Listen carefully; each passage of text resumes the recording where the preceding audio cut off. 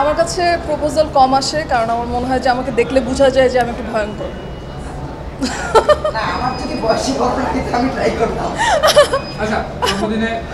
আরে মনোগ্রামী দেখলেই হবে, বয়সে কোনো গান লিখি, গান সুর করি এবং গান গাই। সো খালি যে কণ্ঠশিল্পী আর অটোটিউন এটা একদমই ভুল কথা। এই বছরে কি সামনে কোন ধামাকা আছে কি? সামনে অ্যাকচুয়ালি অনেকগুলো ধামাকা রেডি। আমার ভিডিওস শ্যুট করা শেষ, এখন গান বের হবে। ফিল্মটার জন্য ওয়েট করছিলাম, ওটা বের হয়ে গেল। সো এখন হচ্ছে গান, এখন আবার গান দিয়ে ব্যাক করতেছি। সো অনেকগুলো গান রেডি হয়েছে, ওগুলো আসতেছে। যেহেতু আমি আসলে সঙ্গীত শিল্পী, ওইটাই আমার ফার্স্ট কাজ। মনোগ্রামী ফার্স্ট হলো অ্যান্ড খুবই ভালো রেসপন্স পাচ্ছি। আমার অ্যাক্টিং নিয়ে অনেকেই, সবাই অ্যাকচুয়ালি আমাকে অনেক অ্যাপ্রিসিয়েট করছে, উইচ ইজ সারপ্রাইজিং, কারণ আমি তো আসলে অ্যাক্টিং করি নাই আগে। আর এছাড়া কাজ করব, অ্যাক্টিং ডেফিনেটলি সামনে করব, বাট খুবই চিন্তা করে আর কি। ওই লুকটা কিন্তু আমার এখনও এক্সিস্ট করে, ওই লুকটা আছে এখনও। আমি যখন শো করতে যাই তখন কিন্তু আমি ওই লুকটাতেই যাই, কারণ হচ্ছে অ্যাজ অ্যান আর্টিস্ট বা অ্যাজ এ মিউজিশিয়ান আমি ওইটাই আসলে।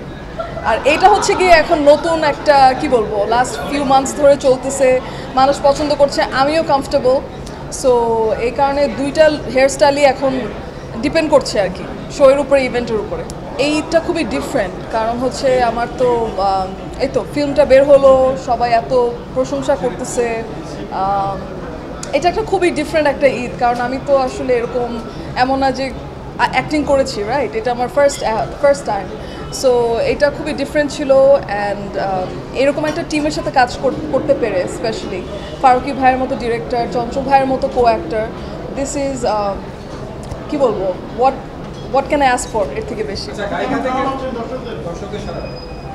খুবই ভালো সারা, কারণ হচ্ছে আমার কাছে মনে হয় যে বেশিরভাগ মানুষ ভেবেছে জেফার তো গান করে, ও আর কি অ্যাক্টিং করবে। তো আমার কাছে মনে হয় যেহেতু ওদের এক্সপেকটেশন লো ছিল, এখন দেখার পরে আমি ভালোই অ্যাপ্রিসিয়েশন পাচ্ছি। আমি তো গায়িকাই মেইন, আমি আসলে সঙ্গীত শিল্পী মেইনলি। আমি আমার ওই জায়গাটা তো খুবই, কি বলবো, ওইটা চেঞ্জ হবে না, এটা ফিক্স থাকবে। আর অ্যাক্টিংটা হচ্ছে গিয়ে শখে আমি করব, প্রজেক্ট বুঝে, ডিরেক্টর বুঝে, সব কিছু বুঝে। So that's the plan for now. আমাকে যখন ফারুকি ভাই অফারটা দেয়,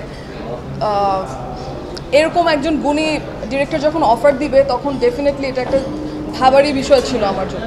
সো আমি আমার টাইম নিয়ে ভাবি এবং আস্তে আস্তে আমি ওনার সাথে সেশন হয়, আমাদের অনেক কিছু পুরো গল্প, আমার ক্যারেক্টার, আমার লুক, সব কিছু নিয়ে ডিসকাশনের পরেই কিন্তু আমরা একসাথে আর কি ডিসিশন নেই যে ঠিক আছে আমরা তাহলে এই কাজটা করছি এভাবে।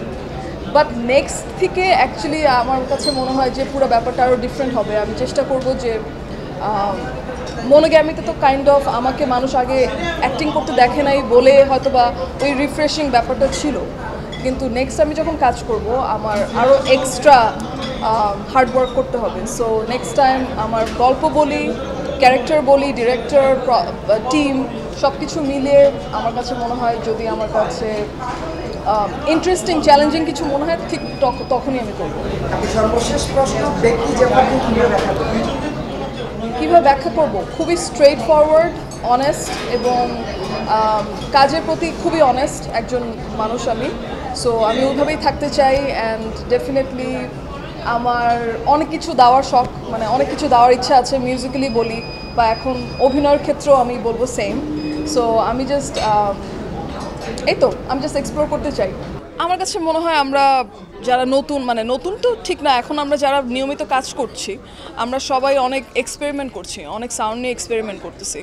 সো আমার কাছে মনে হয় যে অনেক ডিফারেন্ট কাজ বের হচ্ছে বা হবে, যেহেতু আমরা সবাই একটু ওপেন মাইন্ডেড এবং এক্সপেরিমেন্ট এই মুহূর্তে করছি অনেক বেশি।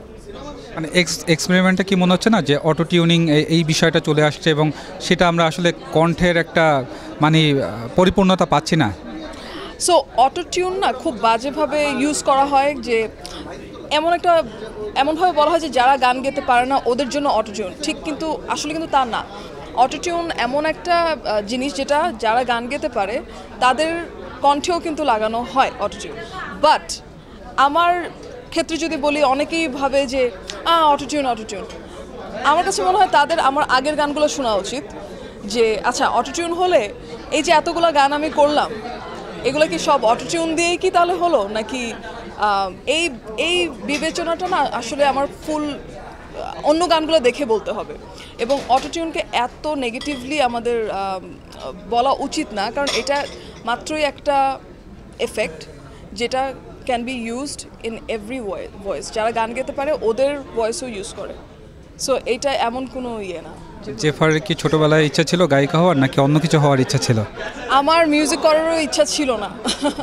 আমি যেহেতু আমি গান শিখি নাই আমি আসলে পুরোই সেলফ টট সো আমি গান যে করবো এটা আমি নিজেও জানতাম না। আর অনেকে ভাবে যে আমি কণ্ঠশিল্পী আমি আসলে গান লিখি গান সুর করি এবং গান গাই সো খালি যে কণ্ঠশিল্পী আর অটোটিউন এটা একদমই ভুল কথা। সো ইয়া গানের ক্ষেত্রে পরিবার থেকে কতটুকু সাপোর্ট ছিল? আমার পরিবার থেকে সবসময় সাপোর্ট ছিল সবসময়। আমি বাংলাদেশে আমি মনে হয় এই কারণেই এত দূর আসতে পেরেছি কারণ আমার ফ্যামিলির সেই সাপোর্টটা ছিল আমাকে এখনও সাপোর্ট দিয়ে যাচ্ছে সো দ্যাট ইজ ওয়াই আমার মনে হয় বাংলাদেশে আমি এরকম একটা জায়গায় করতে পেরেছি। একমাত্র ওয়ালটন এসি দিচ্ছে 1 বছরের রিপ্লেসমেন্ট গ্যারান্টি এবং কম্প্রেসারের 10 বছরের গ্যারান্টি। আপনার কণ্ঠে আপনার জনপ্রিয় একটি গানের দু একটি লাইন একটু শুনে যাচ্ছে যেহেতু আপনি গায়িকা হিসাবে একটু ইউটিউব থেকে অটোটিউন সহ দেখে নিন ঠিক আছে।